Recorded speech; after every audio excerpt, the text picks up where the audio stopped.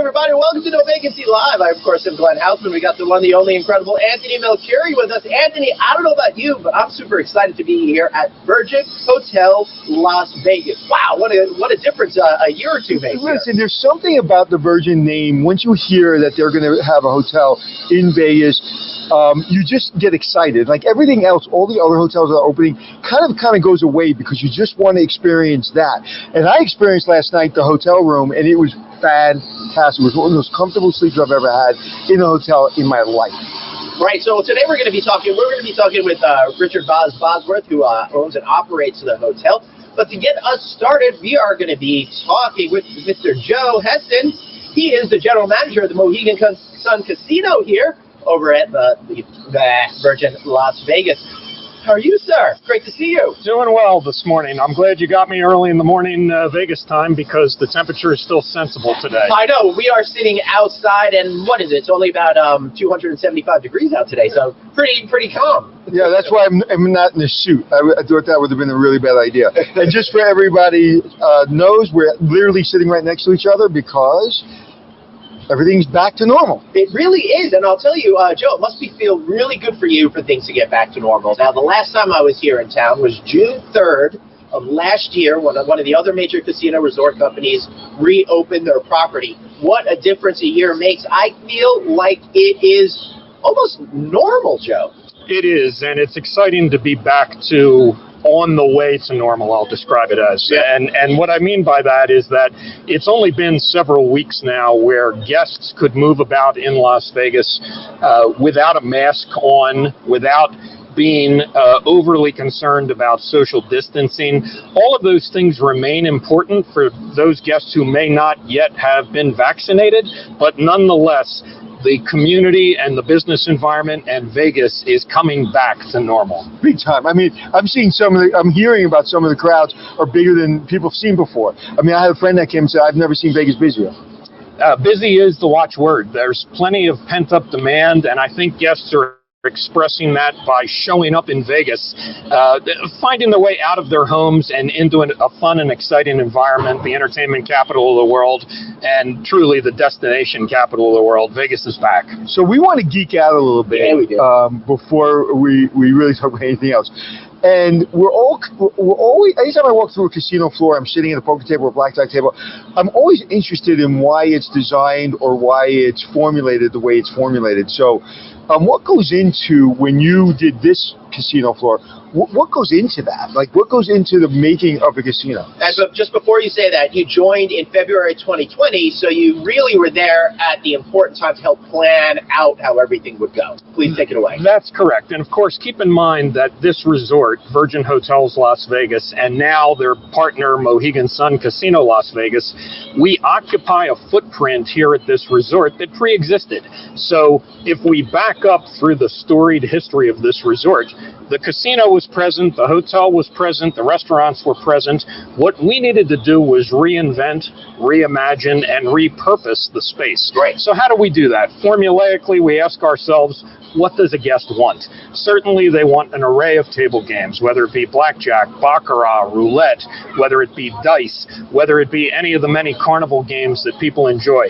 They also want a great selection of slot machines. And what we said was, let's give them the old and let's give them the new.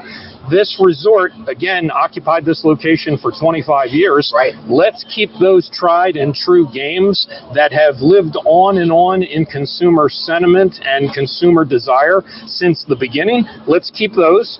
Let's now add the newest themes, everything from pennies to $100 denominations. Let's populate the casino in a way that meets consumer expectations. That's pretty cool. You also changed you did change the floor a little bit. I don't know how much you had to do with it, but where there used to be bathrooms, there's a steakhouse. You put in a sports book in a different place. The place where the sports book was now, thankfully, is kind of like the center bar type of concept over there, which I think works so much better because the way this used to be is that all that great real estate kind of hidden for the sports book. Now everything seems to be open, more together, more unifying. But how do you go about placing things physically on the floor to get people to pull out their wallets and want to play? Well, like any retail establishment, what you want guests to do is to enjoy the journey. As they walk through the casino or through the resort, you want each next step to have purpose. And in that regard, we try to place what I would describe as the eye candy, the magnets, the attractive games, the lively action. We try to place it front and center, right, or we try to create a nook or a cranny where guests will walk in and say, this is exactly what I was looking for. So does that mean, if you're going to have Anthony standing there to be all the eye candy, maybe you should just hire him. That'll get everybody to. I'm not sure that Anthony is the eye candy that I had in mind, but we could work on that. More like the green M&M. Yeah. So I love that Mohegan Sun is really expanding. They're going beyond their footprint. For those of you who don't know, Mohegan Sun is a super large casino resort in Connecticut. It's either the largest or second largest, depending on how you measure it, versus the other casino resort that's in town over there. Plus, Mohegan Sun's done a great job. I think the first casino they operated was a racetrack in Pennsylvania. Then they grabbed a property in Atlantic City. I think you're going overseas as well, right? And now Las Vegas. What a great move for the company that started in its history as just an Indian gambling company with the help of Ron Kerzner, right? Not Ron Kerzner, sorry, Saul Kerzner. Back in the day, starting that up, then went through a lot of permutations, and now you've hit the Las Vegas market. What does it mean for you to be representing Mohegan Sun, and for Mohegan Sun to be in the biggest gaming destination here in North America? Well, certainly it was important for the tribe and for the business, Mohegan Gaming and Entertainment, to find their way to Nevada. And certainly if you're aiming for Nevada, you aim for Las Vegas. When I think about what does that mean to me personally or professionally, I am fabulously proud to be able to carry the brand name for the first time to the Las Vegas Resort Corridor. It is, I feel the weight of that on my shoulders. It's an important task. To the extent that it's important to the tribe and to the enterprise, certainly I'm prideful and proud that they've entrusted me as an executive to launch that brand in Las Vegas, and we'll do it right. We'll carry the culture, the spirit of Aquay from the tribe and from its businesses elsewhere here to the Las Vegas area, and nothing could be more prideful and proud for me to be at the helm of that. So when you say you feel the weight of that, what keeps you up at night? What is like the top one or two things that you're worried about going forward? Like every general manager in the industry, what you think about first is how to take care of just several constituencies. It's very easy to boil down. You want to take care of the owners. Certainly Mohegan Gaming and Entertainment, the Mohegan Tribe. We want to meet expectations and exceed those expectations. Then, of course, you also want to think about the guests. How do you meet guests' expectations and also deliver on a value, promise, and proposition that is bigger than what they expected? Most importantly, you got to take care of the team. The team of people here is a veteran team of people. Some of them date back 25 years in the industry. Wow. Some of them at this location, at this corner. And it's nice to have them. It's fabulous to have them because they know this business, they know this industry, they know their colleagues, and they know the guests better than anyone else could. They've been here for such a long time. The average team member in my charge here at Mohegan Sun Casino Las Vegas, on average, has 13 years of experience on this street corner here at what is now Mohegan Sun Casino Las Vegas. So they must be really excited to be back at it and be back at home. You know, one of the things we're going to talk to our next guest about is how you bring all these venues together. But from your perspective, having control of your venue, how do you interact with all the other venues, whether it be the restaurant venue, the hotel venue? What's your number one secret for doing that? Well, I don't want to describe it as a secret. There's no secret rocket fuel in our business. Here's what we do. There's a spirit of cooperation. There's a spirit of camaraderie.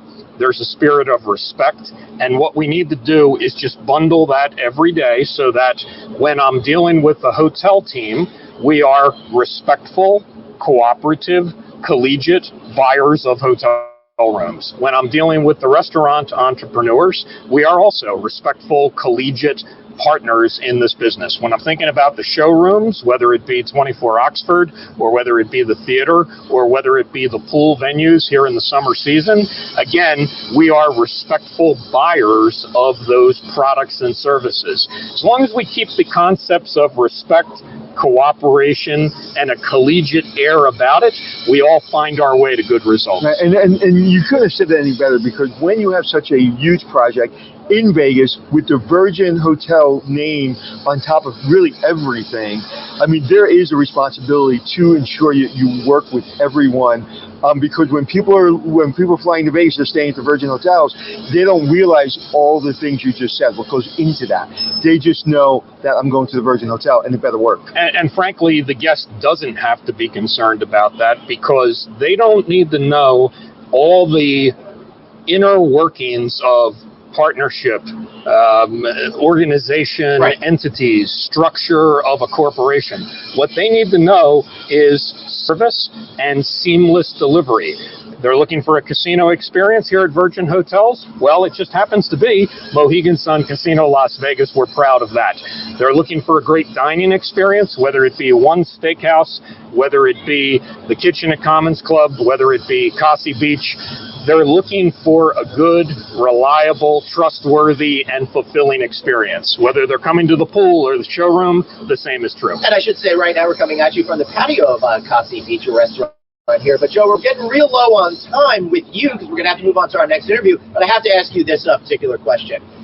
Younger people want to gamble differently. How does that affect the way that you try to structure stuff on the casino floor to appeal towards different demographics and different generations?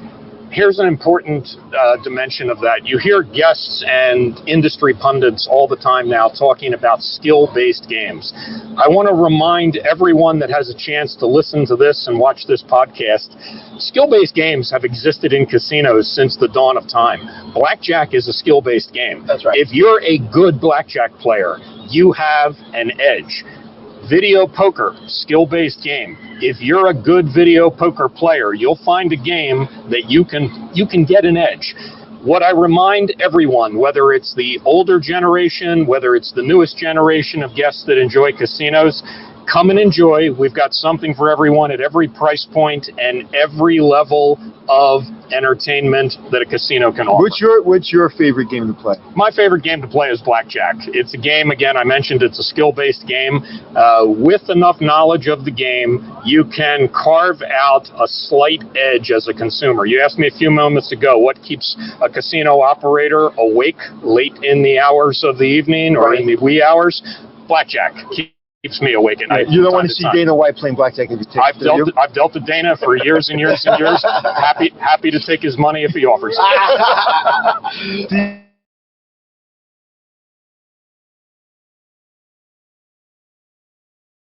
Do you see me over there? Oh, I'm back. All right. So let's wrap up this. Interview. Joe, thank you so much for being here. Really appreciate it. It's my pleasure. Thank you, Joe. Anthony, let's get our next guest in here. So I'm going to take over.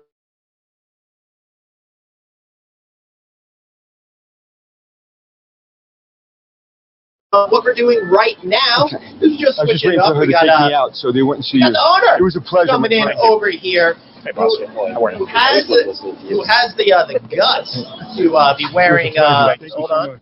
He's got the guts to be wearing a sport coat. Can I get the microphone back from you? Microphone. If you could just give it to Boz, that'd be great. All right. Thank you. All right, just stay tuned with us for just 1 second. If you guys could jump back in here, that'd be super duper. We're just like right here. All right, they're getting those things set. Here he comes. He's coming in right now. If you could come right over here next to me, sir, I'd really appreciate that. Sneak on in? Yeah, sneak on in. All right. And we are back in the game. Hello, Richard Bosworth. Hello, sir. Man, good to see you. Thanks for being here. What a beautiful morning, huh? My goodness. Yeah, this is so exciting. And it's not 115 degrees right now, either. I know, right? We're doing good. All right, so to address our audience, if you can look at the camera, not at me. I know it's hard to keep your eyes It off really of me, is. Richard. It really is hard. But first of all, the best place to start off with this is congratulations. Congratulations on opening and creating such an incredible property born out of the ashes of property. A lot of us had many good times here. Can't wait to start creating brand new good times here. First question out of the gate. How did this come together? How's a guy like you wind up owning a casino resort in Las Vegas? Well, I was tending bar in the 70s in the disco era, so what's next? You know, it's not a far jump. It's not a far jump, right? You know, you go from the disco era to casino. I want to know the bar and I want to know the disco. Adam's Apple. Oh my God! Yeah, Adam's Apple Boodles, First Avenue. So, no, it's a long trek. But to kind of cut to the chase, it really is a, the project for us. We were pursuing a number of assets in Las Vegas, right? But the Hard Rock property, the 1,500 rooms, the 27 acres, the location. We love the location. Harmon and Paradise, right off the resort corridor. It fit every single checkbox that we had for a property transformation. Hard Rock, highly successful brand, no question. And as you indicated, we all have our stories about the Hard Rock. The key was the Hard Rock in 1995 was dubbed the resort for a new generation. Right. And here we are 26 years later, literally, by definition, a new generation. Time for a new generation. Time for a new generation. Right. Hey, Boz, can I interrupt you for 1 second? Yeah. Your microphone is hitting the shirt, so it's making a little ruffly noise. Beautiful. Is that better? Okay. Much better. Please continue. Time for a new generation. Time for a new generation, but I also want to define generation as not necessarily an age. It's a travel energy, it's a travel vibe, it's experiences, it's an ecosystem. Thank you for saying that. I'm going to interrupt right there. You're the first person to ever say that. Thank you for saying the new generation isn't an age. You said it better than anybody I've ever heard. I'm sorry. Well, I mean, I'd be crushing myself otherwise, right? Too, because I might be the oldest one, right between the three of us here. But it really is about experiences and travel experiences. And this was the perfect box, the perfect bones to pull this off. And our plan is a little different. What we've done here entrepreneurially, which is very difficult to do in Las Vegas. Right. It's generally public companies. It is, the large real estate investment funds, private equity funds, the Blackstones of the world, the MGMs of the world, right. Winds of the world, if you may, Eldorado / Caesars. So how do you compete in the hospitality capital of the world, in their market, in their playground? And in order to do so, and I have great respect for every company that I just mentioned, but you've got to beat them at their own game. Of course. And that comes with your marketing partners and your operating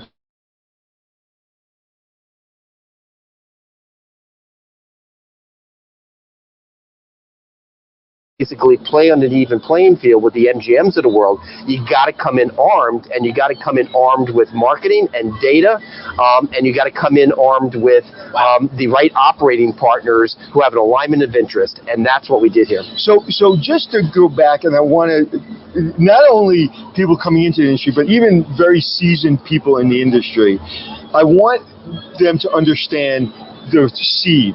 The day this started to become something, what were you thinking, and who was the first person you needed to reach out for?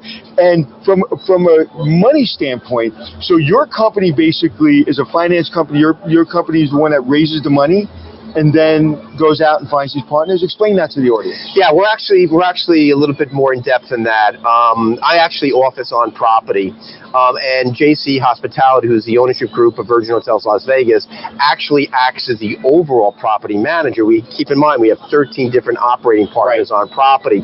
So from a real estate perspective and a property management perspective, we're responsible for the overall coordination.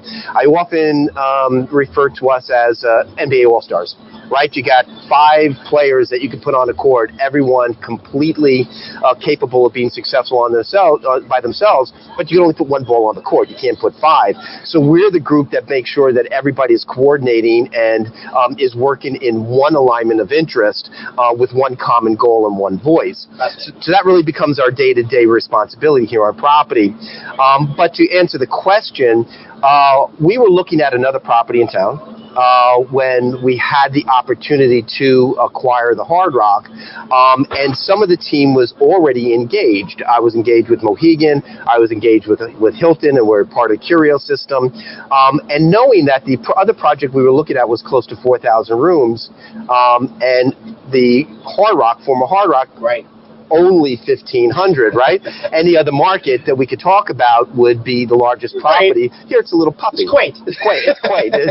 It's very vibey. It's very boutiquey. We could pull off what we needed to pull off, which was a lifestyle, old Vegas meets new Vegas. Right. So I then called Virgin, who I had been in dialogue with for years over doing a smaller project here. And then it was a matter of getting Hilton and Virgin and Mohegan, all in the same room, eventually AEG on the entertainment side. Oh, goodness. And I joke, and I want to be clear, this is a joke. Everyone says, well, how did you get them all on the same page? And I said, with a 2x4. Right. We put everybody in a room together with a 2x4, and we all came out friends. You grew up in Brooklyn too, huh? Washington Heights, about 186 in Cabrini. So your 2x4 is bigger than mine. Pretty close to the Bronx. All right, so Boz, this is really fascinating to me that you bring together all of these disparate partners, and you kind of have to rally them all together behind a common cause. How does a Virgin relationship work with a Hilton relationship work? Because that is unusual, I would argue. And it's remarkable. Yeah. And to your point where it's unusual, we all had the same, we got to really watch this carefully, right? Because you've got the 101-year-old public hotel company, one of the largest hotel companies, second largest hotel company in the world, real estate perspective, perhaps the largest hotel company in the world. And then you've got this new emerging hotel company that's coming out of a very seasoned travel company. Clearly Virgin Group is a travel company. So how do you get them on the same page to work together? And it's been remarkable. They have embraced each other. When I was first looking at doing the project, it was kind of like the devil and the angel, right? Right. I had Virgin on one ear and I had Hilton on the other shoulder. And Virgin's like, we're cool, man. We're cool. And we got this worldwide network. You really don't need Hilton, right? Yeah. And I got a Hilton on the other shoulder saying, hey, we have such a strong pipeline of business, particularly groups and events. We'll fill that Sunday through Thursday. You don't really need another hotel brand. And I looked left of Virgin and said, you don't have the pipeline that they have as of yet, with 6,500 hotels and 16 national sales offices. And then I looked at Hilton and said, and you haven't figured out cool yet. So it was just like, guys, we're doing this together, get in a room and figure it out. I still don't understand how these companies would work with each other. Like, I get Hilton's other relationship with that other new resort that's opening up this week, for example. That's a little different. Yes. But to have two hotel companies partnering, that seems like a Herculean effort.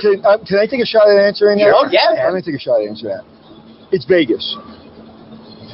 That's my answer. Yeah. Well, that's a great start because, look, everybody wants to be in Vegas. We talk about Tampa, you could talk about New York, Chicago, San Francisco, St. Louis, LA. I've been involved in hotel investments or developments in every major, city in the United States and overseas. But Vegas is different. There's a different dynamic here.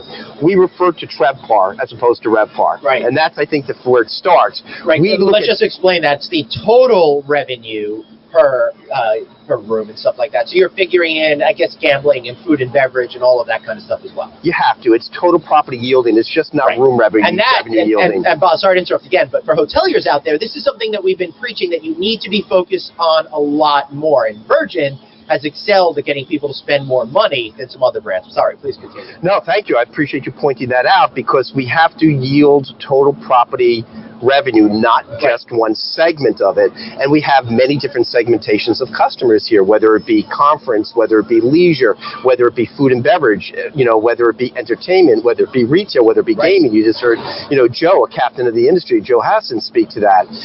So when you look at it all, each company coming in has known that it's all new to them. But here's an important data point, which really kind of gets you to show you how they all work together.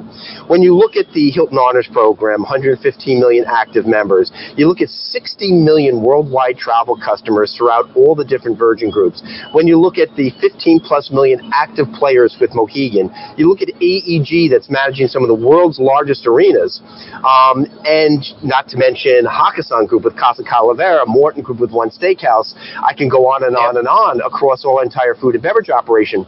We have a database, an active database of about 200 million. Now let's put that into perspective. MGM has about 60 million worldwide. Wow. And they own 38% of the market in Las Vegas. We have 200 million database with only 1,500 rooms. And this is really dramatic, but also dynamic for all the operators to feed off of each other. They all understand that just the power of this marketing machine is going to help them both grow. It's going to introduce them to new customers that they normally wouldn't have access to. So for them, it's a significant level of excitement that they bury some of their past practices and come together with forming these new practices. If you look at between the pent-up demand through the Hilton system, the Virgin system, the Mohegan system, AEG, and some of the others, while take MGM as an example, has, as I mentioned, 60 million in their database, right, and they have 85% of their worldwide inventory is in Las Vegas. Yeah. Of our 200 million live database, only 2.5% of that demand is currently in Las Vegas. Wow. So we have this wide open palette to market to and really introduce everybody to a new customer. All right, that's pretty compelling. That's a pretty compelling story that you tell over there. So Michael Weinberg asks, Trev Parker casino property, does that also include spa spend, gambling spend, F&B spend, anything else? It's kind of like everything. Right? And including cabanas, right? Last week in our day club, our day beds were going for $2,500 minimum, and the cabanas were going up to a $10,000 minimum. Wow. It's like 2019 all over again. We had, yeah, for sure. We had headline entertainment as well. It's a beautiful Mykonos-style themed day club. But when you're looking at, maybe getting $225 for a hotel room, but you're getting $10,000 minimum, for a cabana out at the pool for the day, as an example, that just goes to show you how you have to yield that profit, and it becomes it really becomes a discussion. And it also levels up that $10,000 day room. It basically levels up the average rate for the hotel room. So if I'm spending $10,000 at the pool, and I know that those are going for, your level of customer becomes a person that's willing to pay more money for a hotel room because they want to be at that pool. And that's where the intrinsic value is of something like a day club, right? Where we may have a very heavy burden on entertainment for a particular day, right? But the reality is that the customer that introduces it to, the energy level that it creates on the property allows you to get those additional dollars in your ADR, allows you to get those additional, price points in some of your restaurants. I was teasing some of the Hilton guys coming in. We all know the same guys, right? We all know the same team. Certainly very skilled hoteliers. In one of my first meetings, I said, you're going to have to understand there's going to be moments where this is going to be 16 food and beverage operations with a 1,500 room hotel attached to it. Right. And you got to get used to that. I'm dealing with something similar in Long Beach. We have 150 rooms with 5 very powerful food and beverage venues in a very small kind of box, comparatively speaking. That's a fun market. I love Long Beach. Yeah, it's like anything else. This is you're on an edge. This is you have to be able to perform every day. Everything matters. Every conversation matters. Every relationship matters. The way you show up matters. The reason you got these deals done is because your personality, because the way you talk, the way you have numbers backing up everything you say. It's compelling. Everything matters. When people are going into hotels, they're looking at one area, or the worst thing is when you go into business, because I like this kind of business. Instead of having you throw more numbers and more information at us as experienced people who've been in this industry for a very long time. And I'm very compelled to use Glenn's word. It's a very compelling story, and it just makes perfect sense. When I first started hearing about it, I was like, wait a second. And I saw Todd English, and I actually helped open the Todd English restaurant at Intercontinental in the city. And what an operation that is. Yeah, so I worked for Tishman as the first vice president of asset management, so I was involved in that deal. And I just know that is how difficult and challenging those kind of one-off deals are. So I can't imagine what keeps you up at night. So but you know what? Just speaking to you for a few minutes, your enthusiasm is contagious. You're so curious, and where does that come from? When you say you grew up in New York, when you were a kid, is this what you thought you were going to be running this hotel in Vegas? I think No. I think when my mother thought I was going to be taking a bar exam, she didn't think it had anything to do with mixology. So it's kind of a true story. No, I mean, well, yes. I mean, I've been in this industry, like so many of us, right? We all start dishwashers. We all start flipping pizzas and, busboy, waiting tables, tending bars. That's how we all start, right? So that's not a unique story. Dunkin' Donuts. Better yet, right? I spent some time in Boston and Dunkin' Donuts you. So that's not unique, right? Where so many of us have that in our DNA. This is a project you cannot take your hands off the wheel. You cannot take your hands off the wheel. You have to be driving it all the time. But it's fun, right? It is fun. But, I mean, for me, the enthusiasm comes in part. Look, I office on property. That provides a level of additional pressure and stress and a dynamic on our operators. But I also, back in my hotel days, I also had been the general manager of 2 corporate office hotel properties, and I was used to 26 vice presidents walking through my restaurant every day with 26 different opinions of where the pickle goes on the plate. So I became very hardened by that, because after a while you become thick-skinned and you learn to let your passion drive the property. So I have to be very careful that I don't become. Am I allowed to use bad words here? Yeah, you can. I got to be really careful not going to be one of those asshole 26 vice presidents walking through with a different opinion of the pickle on the plate. You got to allow the operators room to do what they need to do. And you know what? They're great operators. They know more than me, but I've got to be here to kind of help just drive it. Best part of my day is being on the floor. I walk the property 4 times a day. Awesome. I got to know the customers. I got to wave hi. There has to be that old-time hospitality feeling. We all worked. Remember, we were all forced as former general managers to be in the lobby, right? Remember, just to kind of meet and greet customers. You can't lose that, right? You can't lose that in your DNA. You got to be out there meeting the customers, greeting people, and with 1,500 rooms. You could do that. And if you're doing it that well, not only with the customers, but with everybody else that works with you, all the other companies, there's a moment where that pickle on the plate's bothering you so much that you're going to be able to give your opinion about that pickle on the plate in a very nice setting where you can maybe get your way, but it's going to come up organically. It has to. When I was an asset manager at Tishman, I was at the Westin Hotel. I officed at the Westin Hotel, and I was right down the hallway from the general manager. What's that? 43rd and 8th? Yeah, and I was on the floor as the general manager, and I remember saying, I don't want to office here. I want to office at Tishman. They're like, no, you have to be on the property. Right. And I was like, I'm uncomfortable with that. But I became good friends with the general manager. Became good friends. Actually, now my partner, the revenue manager, is my partner in my business. That's great. But it was very uncomfortable for me because, like you said, Eric Long, my mentor at the Waldorf Astoria, he goes, don't become that asshole vice president. Don't do it. And I really have to challenge myself not to move the pickle on the plate, because we're all OCD in this business. That's right. And look, we are attention to detail. That's what it's all about. So it really is a matter of talking and communicating. And you could sit in a restaurant, right? And here's a perfect example of competing interests. You could sit in the restaurant for breakfast. And we all know what that's like. You got a corporate clientele, you've got a breakfast meeting going on, but yet there happens to be a Willy Wonka slot machine that's within distance of the restaurant, and somebody hits and it's like ba-bing, ba-bang, ba-bing, ba-boom, and all of a sudden you can't really conduct your meeting in the restaurant. So you have to have the ability to go talk to a Joe Hassan, right, who you just interviewed and spoke with, and say, hey, Joe, I know there's a science to laying out slots, right? This guy's put out more slots and floors than I pass telephone poles. But, does it have to be next to where some of our corporate clientele might be wanting to have a breakfast meeting? And a guy like Joe gets it. That's awesome. He gets it. He goes, yeah, you know what? Let me either turn down the volume or we'll move the machine. And that's the level of dialogue that it takes with this team of all-stars, which is why we're kind of feeling like we're an NBA coach. Our very first leadership meeting we had before we opened, I brought in, Michael Ruzioni, captain of the USA, Miracle on Ice team. Oh, wow. He zoomed in. It was still COVID restrictions. But Rizzo really spoke to what it's like to having a team that really hasn't played together, learn a new game, and play together.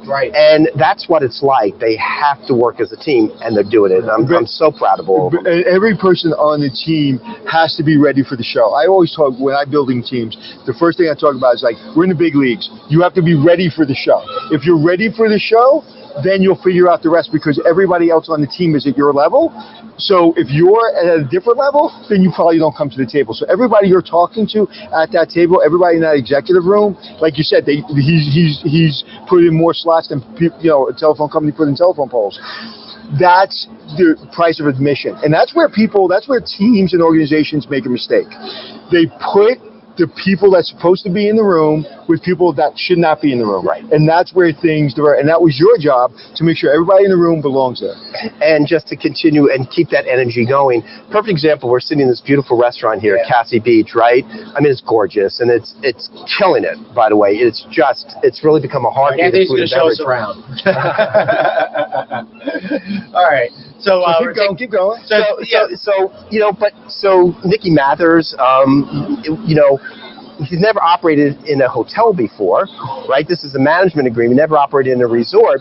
Now we have a 16-person sales team here. We'll crank out 125,000 group rooms, within the next year. Wow. And there's a lot of private dining that comes with that. And he's now learning the value of our sales team could put 1,000 people in here or 500 people here on a Tuesday afternoon in August at 2 o'clock in the afternoon, when he normally would have very, very little activity. Right. So they're all starting to see the values of how the jigsaw puzzle all fits together and how they all need to work together to drive success for the property. How complex was it for you to find all of these different entities that were complementary to each other to remove any potential friction in the future once everybody started working together? So, look, we all know that this is, a vanity business, right? But as I always tell everybody, we haven't watched Ocean's 11 one too many times. None of us you can never watch it. Yeah, but realize none of us are Andy Garcia, and none of us have Julia Roberts waiting for us to have dinner. Why was Julia Roberts with him anyway? He was kind of both of those men were kind of jerks at the end of the day. She deserved better. She did deserve better, but but she's not here waiting for any of us either. So it's not what that says. But regardless, this is a vanity business, right? And it can be considered a vanity business, and the key is to maintain that you don't get caught up in the vanity of a casino resort.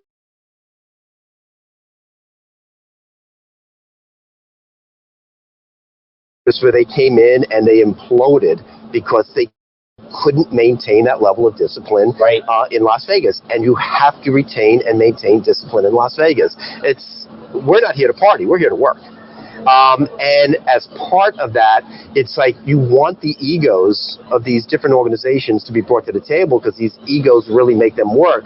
But they got to leave off the arrogance, and they got to leave away the thought processes that they know how to do everything themselves. And they have to be willing to rethink what they've learned in the past, because there are dynamics in a casino resort, particularly in the market of Las Vegas, that are different. Richard, do you do a lot of teaching? Do you do a lot of speaking? I have been, yeah. It's enjoyable. I love addressing, of course, students of the industry, but more importantly, I love speaking to the people of Las Vegas within our industry. It's the hospitality industry in Las Vegas is akin to the movie industry in LA, or the entertainment industry in LA. It's the industry, and people care. And they pay attention. It's a very educated community. And they're professionals. They're truly professionals. It's the labor market here, the pool of hospitality professionals is fantastic. They really care about their work and their job, and they're great customers as well. But they're demanding customers. So I love speaking within the community here as well. I have had the opportunity through this project to branch out on a more, I would say, media level. From a standpoint, because our project is interesting. I'm very humbled by that, incredibly humbled by that people do want to hear this hospitality story. But, look, we're open now, and we built it. I keep saying, it's tough work to develop. But now we're open. We got to operate. That's tough. Well, the reason I ask that is because your voice is so needed to these young students coming into our industry, because you're able to take these complex issues, and it is a very, very complex to do what you just did. It's incredibly hard. It's almost impossible. And like you said, many people have tried and it doesn't work. But the way you speak, the way you break things down easily, and how humble you are, it's so critical. And you said something that, to me, is the most important thing in business. do not take your hands off the wheel. I've trained as a race car driver, and one of the things I love about race car driving is I can't have a thought come into my mind. Not a thought about, oh, did I go to the bank? Not a thought about, what hotel am I opening? Not a thought about, I wonder how my daughter's doing. There is no thought that can come into my mind while my hands on that wheel, because if they do, I'm going to hit the wall. And that's what it's like. And when you said that, that really resonated with me, because people get tired. You know, one of the good things, hopefully, about us is we don't get tired. Of course we get tired, but we don't get tired. Meaning, we're so lucky and fortunate to be in this business. The level we're at this business is it's just so exciting and enthusiastic. And if things don't work out on one, you just move on. Not saying it's a project this big, but it's just so much fun to build teams and to do something at a level that is it's like winning a gold medal Olympics. What's after that? There's not much. You do this. There's not much bigger venues than this. Well, you know, it's interesting you bring that up, and you know, the genesis of this business plan, while from a marketing perspective, people come into a market like Las Vegas and compete with the big boys, really generated from experience in taking over distressed assets, right? Because I made the jump from hotel ops into special servicing in the early mid-90s with the S&L failures, so I started really learning how to deal with distressed debt, hospitality debt. But you always have to worry about the exit strategy. One of the reasons that we have the structure that we did right now is because if you look at, you know, let's move from hotels to capital markets, right? Because we all know without efficient capital, you could have the best game plan in the world, but with a capital markets gun to your head, you know, you're going to put that much pressure on your operators. The capital markets for gaming traditionally is more corporate finance, gaming and recreational finance, and that generally over the 30-year period in the state of Nevada, that carries about a 350 to 450 basis point increase in your cost of capital, as opposed to real estate or hospitality. So one of the goals that I had was, how does a group of entrepreneurs that have wonderful partners, amazing and committed partners, investors, how do we lower our cost of capital to take that gun away from the operators? And this structure allows it to fall into real estate finance as opposed to corporate finance. And that was a big also a significant driver of this project, was because it allowed us to mitigate some perceived risks, and I want to say perceived, but that are with gaming, by having an operator like Mohegan here as opposed to doing it ourselves. We're licensable. We certainly have to go through the same level of scrutiny in order to be here to begin with. So it's not a licensing or a regulatory issue. It's an issue. It's really more of a capital markets issue. And when people are looking at deals like this, there's a checklist, right? The capital guys, they have these checklists, and if it doesn't get into that box, they want to know 20 reasons why you're not in that box. So why don't you have a Mohegan as your operator? You can do it yourself. Well, that's interesting. Well, now answer these 20 other 7 questions, and you can't answer them. No. Because it gives them a level of they want to sleep at night. Like, we operate every day. We're here every day. We're worrying about, you know, is housekeeping in the room. All they're caring about, am I getting my interest rate that you promised me, and because the last thing they want you to do is not be successful. No, the goals, the priorities are a bit different. Right. And I always say, you know, the hotel runs based on the deal that was made on the land. That's right. I say that every day. I don't care if it's a Holiday Inn Express. I don't care if it's a hotel this big. If that deal's not made properly, everybody's stressed out. You cannot have a smart operating plan without a smart capital markets and a smart real estate plan. They all have to work together.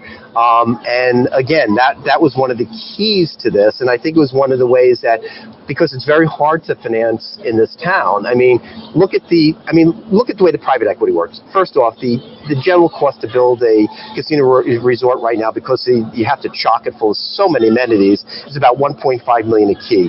That's an average. So we obviously were able to acquire and transform, as you both have experiences in, at a fraction of replacement cost. That only gets you so far. Okay, the next part. But that's a big deal. That's a big hurdle. It is a big hurdle. It's a big deal, particularly when you're addressing the capital markets. But if you are looking to buy land, and you're looking to develop a plan, and you're doing your architectural and your engineering work, and then you go out and you procure financing, and then you build the property, and then you're stabilizing the property, which is going to take some time in this market, you're beyond that typical private equity 3 to 5 year turnaround where you got to turn dollars. So the private equity model typically does not work all that well for new project construction in Las Vegas, which is why the public companies kind of own that ability, you know, to do that, because they could draw credit lines. And some of that has to do with the fact that there's a long start to end date before you can start generating cash. There is. That's the whole thing. Where's the lender's exit? Or does that private equity firm, all the names that we know, are they going to be able to churn those dollars in that period of time because they're yield driven? Yep. So once you get the property, you get in at a price point that you think could be profitable. You get this piece of infrastructure. Now, in my opinion, the property that this used to be had some fundamental flow problems within it that I think was really the Achilles heel of the entire property. This was a property that people loved, and they expanded it, and it was expanded in such a way that it kind of sucked the heart out of the property in a lot of ways. How did you approach trying to give rebirth to that whole side of the casino floor, which prior to your property seemed kind of empty and almost wistful of what it could be, to turn it into generating space of cash, cash generating space? Go back to the very basic principles that we all know about hospitality with sense of arrival. Right. It starts with your sense of arrival. It starts with your journey through your desert, flying or driving. You're here, right? So your sense of arrival, when you walked into the Hard Rock, the very famous Center Bar, which was a highly successful Center Bar, was right smack in the middle. You had no sight lines to be able to see Nobu or whatever restaurants might be in the back. So it was important for us to immediately, kind of basically open up line of sight and have I laugh, right? The staff, kind of chuckled over the years, but I used to say I love puppies and I love slot machines and I even love puppy slot machines, but I kind of feel like I'm down the Jersey Shore when the first 15 steps that you take into the building, you got a puppy slot machine that's in the middle of your face. Right. So we moved the gaming floor back about 80 feet, 85 feet. And the psychology behind that, I know Paco Underhill, who really created the whole industry of understanding consumer behavior and stuff. It's called the transition zone. You walk in, and it takes good 5, 10, 15 steps before you can become part of the space. So you don't even notice anything that's going around with you. And if you do, it's super distracting. Sorry. So we had it, well, exactly right. And so we had to develop a sense of arrival, a hospitality sense of arrival, where you were checking into a resort, you were checking into a hotel. You could still see the energy of the casino. And now you could see, we literally lifted the Center Bar up. And I always say it's the off-center bar, but we moved it to where the sports book was to the right, where the Commons Club and the Shag Room is. So now you come walking in, you still got that vibey energy going on and that fun, but you now have a view, and we're able to expand the gaming floor, which was really chopped up. So now we have much better flow there. Yep. We have a promenade with our restaurants. And then even when you come outside, if you remember Rehab, you all remember Rehab? I saw, not to brag, but I saw in the evening Rehab, I saw Snoop Dogg in a private cabana just over that rock work over there back in the day. Well, yeah, I'm sure you did. But Rehab, and being a New Yorker, if to the extent that I always say our 5-acre pool deck is like Yankee Stadium, but the Rehab was in center field and it was blasting up against the monuments and the center field wall, the staging there. We moved the party. We buried Rehab, literally buried it. I mean, like actually buried it. And we converted it to an event lawn that worked with the conference facility there. So we were able to expand that because events is such a big part of our business. But we moved the day club, now Ilia Beach Club, all the way back to home plate. Right. So now you got 5 acres where sound could travel as opposed to just banging it up. And it becomes very kind of almost like Disney-esque, where you got all different experiences, and you got one sense of arrival again that's coming in through your day club environment. So we had to change a lot of the flow. We had to change a lot of the way that the ecosystem fed each other. And we had the opportunity, frankly, we had to close the property to do it. Yeah. Originally, you weren't even going to close it, but then you decided you had to. Sorry. It's interesting. You talk about Yankee Stadium. If you look at the new Yankee Stadium, the new Shea Stadium, I still have to call it. I know, right? I still got to go. Dude, they're like 10 years plus now. That's new to us. Right? Every person, I don't care if you're a Yankee fan or a Met fan, every single person I spoke to likes the new Shea Stadium better than Yankee Stadium because it was open and it was kind of colder, where Shea Stadium is kind of what you're talking about. There's more crunch to it. There's more feeling to it. There's more like you're a part of it, whereas the Yankee Stadium is the reason you're there. It's like, wow, look how big and expansive, as opposed to the new Shea Stadium. Citibank. What is it called? Citibank Stadium? Citi Field? Citi Field. The new Citi Field Stadium kind of says, okay, oh, you're here? Okay, you're important, not the stadium. And it's just a real different feeling. And I'm a Met fan anyway, so I go. Well, I mean, I'm a Yankee fan until I'm not, then I'm a Met fan, right? Yeah, right. Anyway, but it all matters. It all makes that your customer. Like if you go after someone, we were just talking about a big blackjack player here in Las Vegas that is famous. You go after that person's not going to come to this casino or to this hotel because of your throw pillow. They're going to come because of a feeling. And if you don't get that feeling right, and that includes the throw pillow, that includes the drink, that includes the person talking to them, that includes uniforms, that includes the scent, it includes everything. This business is enough to drive you crazy. The good news for me was I started it crazy, so it wasn't going to drive me anywhere. You know, we haven't really talked about entertainment. Entertainment in this town, I think that's really an area that kind of, I think we actually misunderwrote when we were acquiring the property. You know, and you come in, we could do things better, you could do this, you could do that, we can make money on entertainment. One of the things that I very, very quickly learned about Las Vegas is that entertainment oftentimes is a loss leader on the show. But what you do is that you see what they pay like Tiesto. Exactly, right? But the property activation, I mean, you've got a show here on a Wednesday night. I'm just going to pick a name. Let's say it's Journey, right? Just to say. I wish they were playing here Wednesday night. Yeah, right. But watch for future announcements. So I'm probably going to get in a lot of trouble for that. No one heard anything. Yeah. Anyway, so when you have that level of activation and you got 4,800 people coming in on a Wednesday, right? They're eating dinner here. Yeah. They're drinking at the bar. Right. They're hanging out afterwards. Maybe some of them are staying in the hotel. You know, maybe you got 300 rooms staying in the hotel, but you're pulling in for the local community. You're pulling in off the other resorts. When you have entertainment, but what you also realize, again, being entrepreneurs, how do you compete with MGM and Caesars and Wynn with their access to entertainment? I was afraid I was going to be getting them on the way up or the way down. Right. So we cut the deal with AEG, where AEG is running our theater for us because we needed that. I wanted that access and the expertise in management. Hello. Right. To run the theater. I want to show the lobby. Hey, Anthony, your mic's on. What's that? Your mic is on. Oh. All right, sorry about that. That's your job, Glenn. I know. All right, so let me ask you this then. Well, first of all, Jeff Heilman, he's a writer. He was here last week when Richard Branson was on site. Hey, Jeff, I saw your pictures. You may have even met him. You saw your preview presentation on the BLLA Boutique Conference 2 years back, and it was great to see the vision realized. Unstoppable weekend at that. How was that big launch event last week for you? That was amazing. It was. I think I'm probably still recovering, but it was. I mean, it was just one thing after one event after another, one surprise after another. Whether it be the launch of the Day Club or Christina Aguilera, kicking off a party, and Flo Rida kicking off a party in the theater, or it was Cassie Beach, Money Baby. Oh my God, Money Baby was remarkable, which is our new sports entertainment venue.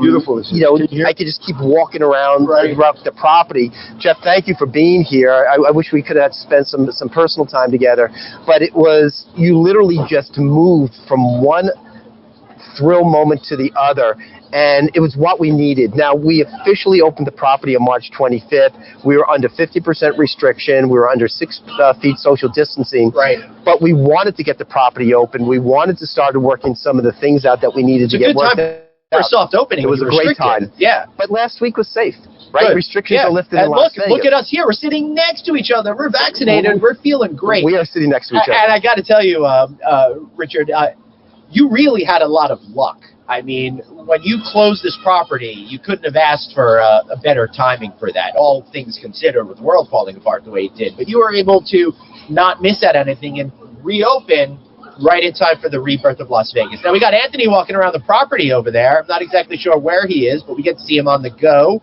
I love the ceiling, and it looks like you didn't cheap out on it. There was another property that did a redo downtown. They changed names. Now they changed names back to the original name. You know which one I'm talking about, right? Yeah. And originally they had this ceiling that looked real cheap, like a warehouse, and it almost looked like they gave up halfway through building it. Yeah. Here I see all of the details are taken care of. So that's the main entrance right behind us over there. That's the check-in desk right over there. You want to just share with what you're saying? Well, first of all, you're right. We were lucky, and of course, better lucky than smart, right? Yeah. So, we shut down on February 3rd, 2020. Obviously, COVID was devastating to the entire industry, the entire country. That's a fun bar, but circle bar. Devastated to Las Vegas. But here we are. We had the opportunity. We had some struggles to work through, with supply chains, but we were able to take our time and make sure that all these details were finished completely. And it was incredibly important that you had this journey through the desert, and when you came in, you feel like you've been brought to this journey through the desert, and we could recognize that you needed to be thrilled every 10 to 15 steps. You needed to see something a little different. And you keep mentioning journey for some reason. I'm curious. Yeah, wow. All right, so now we're taking a look at the casino floor as he's walking through it.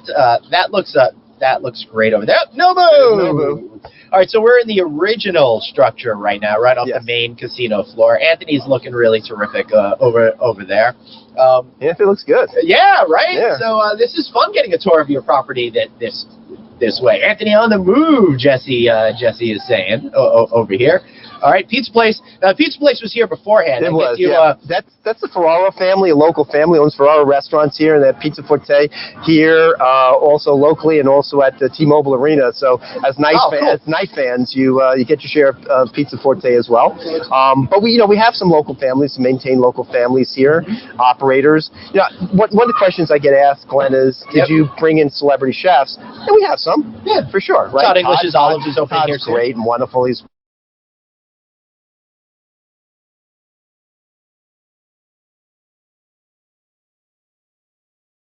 So Chris is going to be a celebrity chef. Yeah. His food is remarkable. So it wasn't about celebrity status. It was about the product. Honestly, Richard, the way I kind of look at it is the celebrity chefs were a good way to get dining going in the 1990s and early 2000s. Now, all of those men and women who trained under the original celebrity chefs have opened up their own places, either in resorts or in the local community. And now the folks that work with them are poised to be the next generation. So you don't need to have a TV show to have that particular status and quality over here. No, and actually where Anthony is right now, he's coming back our way, but he's on the promenade. We buried the lazy river, and we built an outdoor promenade which has 4 restaurants that open up onto the outside. Right. Now, if we were in Hawaii, that might not be so strange, right? If we're in the Caribbean, that might not be so strange. But in Las Vegas, to have an outdoor dining promenade is somewhat rare, particularly in the resort corridor. So we wanted that resort feel. We're right now in front of the resort pool. We have 4 pools here. The resort pool is a very different environment than the day club. The dish pool is a different environment than the resort pool. The event lawn, which is 17,000 square feet. There he is. There he is, 17,000. And now he's on the promenade, right? 17,000 square feet. That's great. I can see tons of corporate events. And we could put a 13,000 square foot tent there as well. Wow. As well as have staging, and we're already doing events and festivals out here. The property's also completely well designed for mini music festivals, and we're in a music festival culture. Right. Yeah, I love music festivals. I really got into those in the 90s, back when I was young, and I could handle a big festival over there. So, Richard, as soon as Anthony gets back, we'll start to wrap up a little bit. But what are you most excited about going forward at right this point? You've opened, you've done all of that hard work. What are you thinking about now as we move to the future? Our main focus right now is consumer experience, and ensuring that we're providing the right consumer experience, and this is just not theoretical. Yeah. And again, it goes back to the hands on the wheel, but I can see the response that we're getting already has been just, very, very humbling and remarkable. And I think now's the time we got to continue to push that, right? Our penthouses are online now. We still have another 250 rooms that need to come online. Which are just the supply chain issues due to COVID. The FF&E. So for me, the summer is going to be very promising. The bookings for the second half of this year outpaced 2019 and outpaced 2018. Wow! So that just goes to show you the Las Vegas recovery and the industry recovery, and I'm so excited about that. We have 2,200 local Las Vegans working here, employed here. We had 1,400 came back from the Hard Rock. And that was incredibly exciting for me to see those family members come back, and then add another 800 locals on top of that. That's absolutely incredible. Anthony, you able to get back on?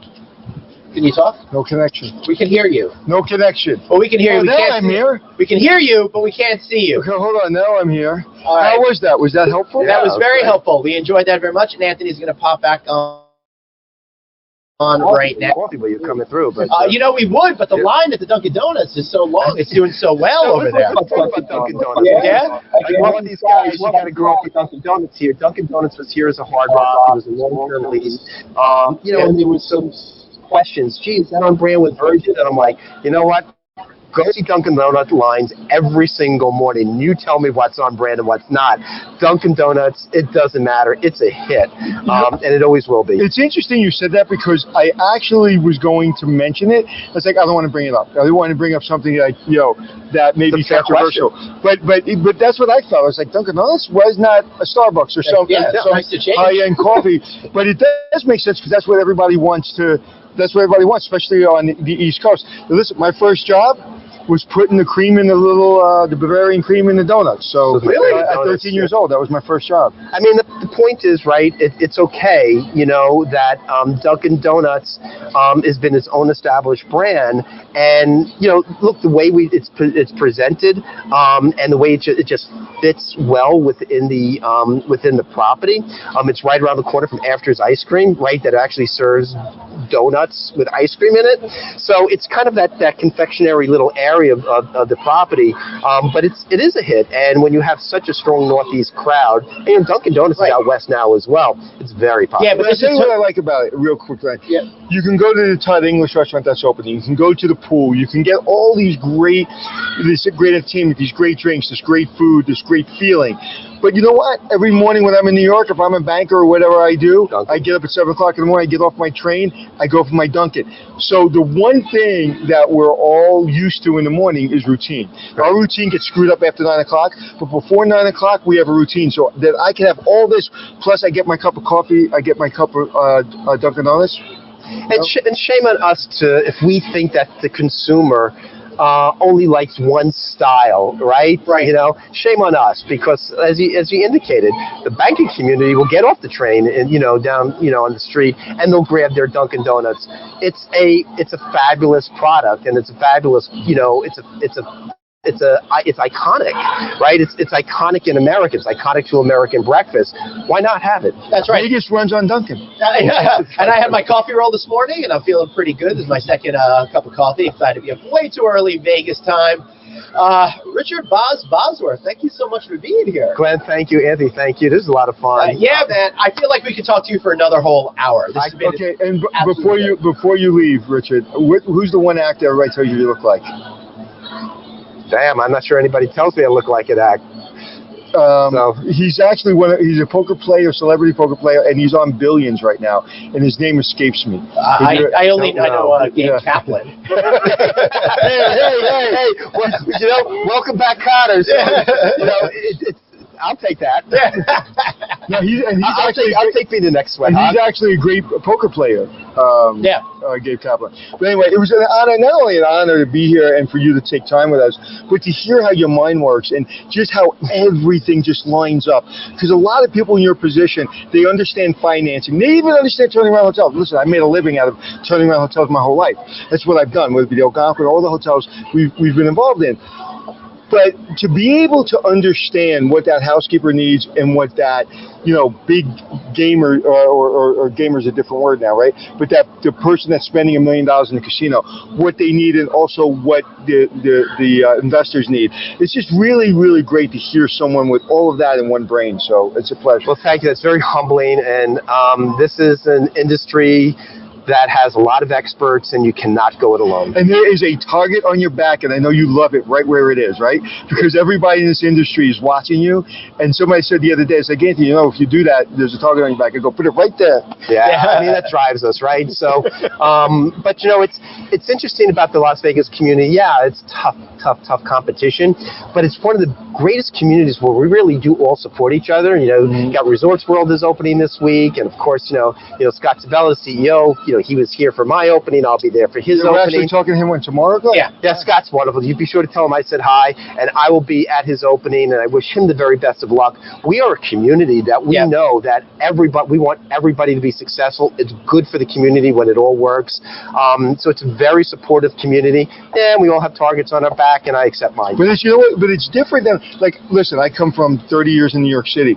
It's completely different. Yeah. Everybody in New York, man, you're gunslinging. Yeah. Everybody's on their own. Nobody's coming together, and everybody's just trying to figure it out. Here, you need each other to be successful. You need the Resorts World to be successful for you to be successful because more people come to Vegas. What I love about Vegas, and it's one of the reasons I moved here 4 or 5 years ago, is a sense of community.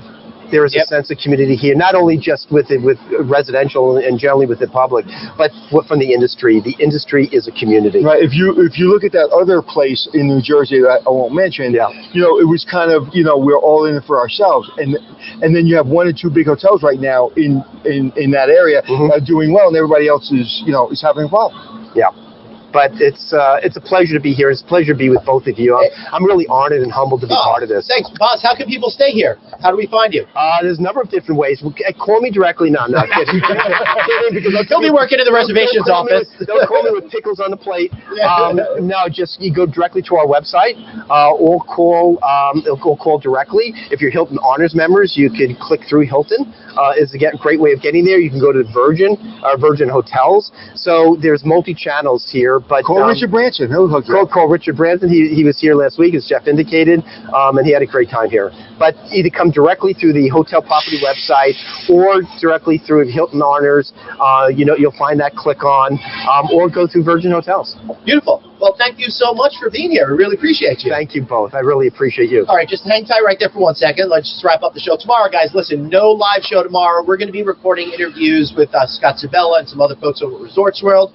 We'll run those on Thursday. We'll be back Wednesday with the live show with the good folks from downtown, the Fremont Street District, and some other surprises as well. So stick around for that. We got a whole week in Vegas. And, of course, on Friday night, we'll be doing Friday Night Audit from Resorts World. So thanks so much for being here. We really appreciate you all.